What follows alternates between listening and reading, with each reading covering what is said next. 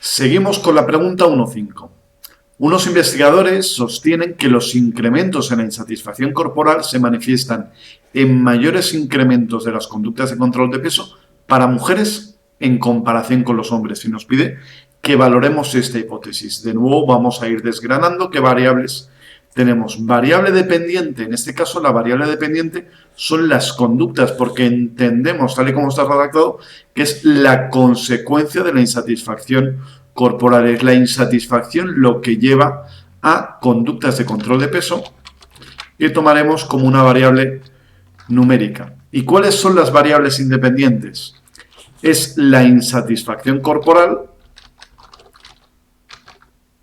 que es una variable numérica, pero también es el sexo, que tal y como está recogida es una variable categórica de 2 niveles. ¿Por qué? Porque entendemos que según el sexo, así es la relación de insatisfacción corporal con conductas de control de peso. Lo que hay detrás de este enunciado es una pregunta relativa a interacción, porque la relación insatisfacción-conductas cambia según sexo, cambia la pendiente según hablemos de mujeres o de hombres. ¿Cuál va a ser la técnica de análisis? Va a ser una regresión lineal múltiple con término de interacción.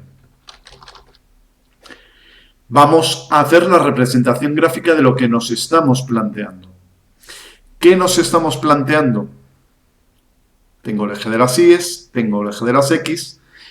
La variable dependiente son las conductas de control de peso a partir de la insatisfacción corporal, donde la pendiente cambia entre mujeres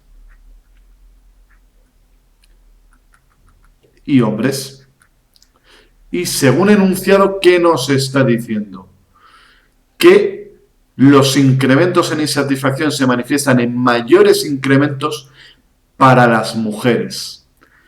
Para las mujeres me está diciendo que la pendiente es más marcada de lo que es la pendiente para los hombres.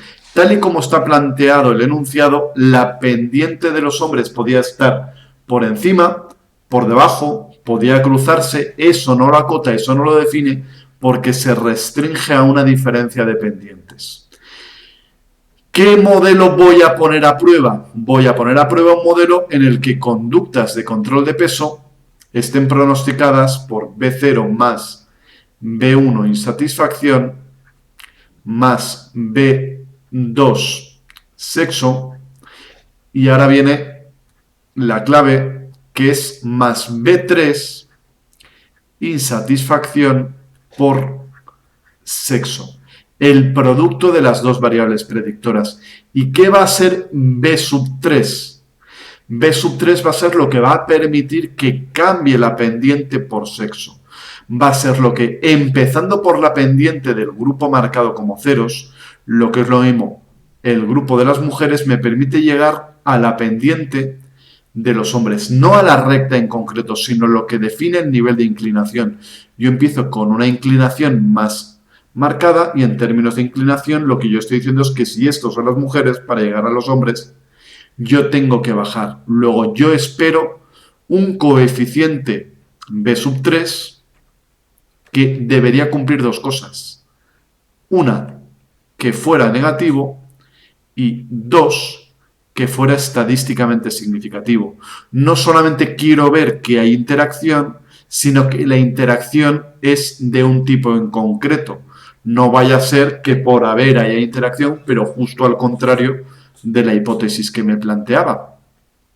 Entonces, ya sé qué es el resultado que estoy buscando.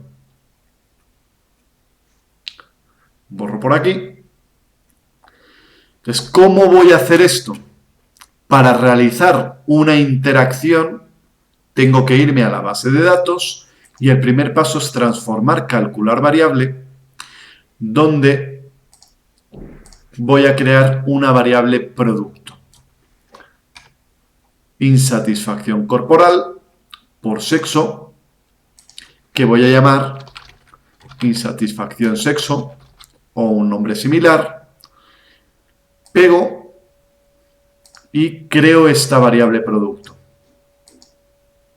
Ya la tengo creada, una vez más no me aparece nada en la vista de resultados, en la ventana de resultados. ¿Dónde sí que me va a aparecer? Aquí lo tengo, es el producto de dos variables. Una vez hecho esto, ya puedo irme a analizar, regresión, lineal. ¿Qué estoy intentando pronosticar? Las conductas de control de peso a partir de la insatisfacción, el sexo, y en la variable producto ya lo tengo todo incluido, puedo pegar y puedo pasar a ejecutar este análisis de aquí. ¿Qué va a ocurrir? Ocurren dos cosas. Una vez puesto a prueba una posible interacción en la cual yo me planteo que la relación de insatisfacción con conductas cambia según sexo, las pendientes son distintas, encuentro que ninguna de las dos condiciones que me planteaba se satisface. Una, la interacción no es significativa, es básicamente un valor de 0 y por ser es positivo. La clave, si tuviera que apuntar, es que no es significativa, pero si este valor positivo fuera significativo, también tendría que tener claro cómo lo interpreto, porque sería una significación estadística en sentido contrario al esperado. Entonces, no resulta estadísticamente significativa la interacción. No hay base que apoye esta hipótesis. Con esto ya podría dar por cerrada la respuesta. La recomendación es cuando yo respondo no solamente decir no es significativo, sino especificar de qué información estoy hablando. El coeficiente B sub 3 es igual a tal, no toma el signo que esperaríamos por la hipótesis y el valor P es tal 0,869. Entonces, una vez respondido, voy a intentar desgranar un poco más, aclarar un poco más qué es lo que estoy haciendo aquí, si bien no es la respuesta tal cual a la pregunta, sino es como ir un punto hacia atrás. Gráficos, generador de gráficos, lo dicho, esto ya no formaría parte tal cual de la respuesta, voy a buscar un diagrama de dispersión, donde voy a intentar explicar las conductas de control de peso a partir de la insatisfacción corporal, pero separando entre hombres y mujeres. Pego, repito, con el riesgo de ser pesado, esto en sí mismo ya no sería respuesta al enunciado, pero es para que sepamos mejor qué es lo que estamos haciendo, que vamos aquí un patrón general en el que a mayor insatisfacción parece haber un mayor número de conductas de control de peso. Ya tiene sentido, normalmente quien intenta controlar lo que come es principalmente quien manifiesta desagrado con su propio cuerpo y aparentemente sí que parece haber valores más altos de tanto de conductas como de insatisfacción, como tanto para mujeres como para hombres. Aunque estos gráficos con tantos puntos se corre el riesgo de no ver adecuadamente lo que habría que ver. Hacemos doble clic en el mismo y solicitamos en los elementos línea de ajuste en subgrupos. Ya hemos obtenido la línea de ajuste en subgrupos, podemos cerrar. ¿Y qué vemos aquí? Que nos ha insertado las rectas de regresión separando en mujeres y hombres. Y estas dos líneas, si bien no son total y plenamente paralelas, el coeficiente del término de interacción está muy cerca de 0, pero no es un 0 clavado, pero son casi indistinguiblemente plenamente paralelas. Entonces, esta es la representación visual de lo que estamos haciendo aquí. Yo, mientras que esperaba una recta como la que veía antes, con una pendiente más marcada y otra pendiente menos marcada, no es esto lo que encontramos. No tenemos apoyo a la hipótesis.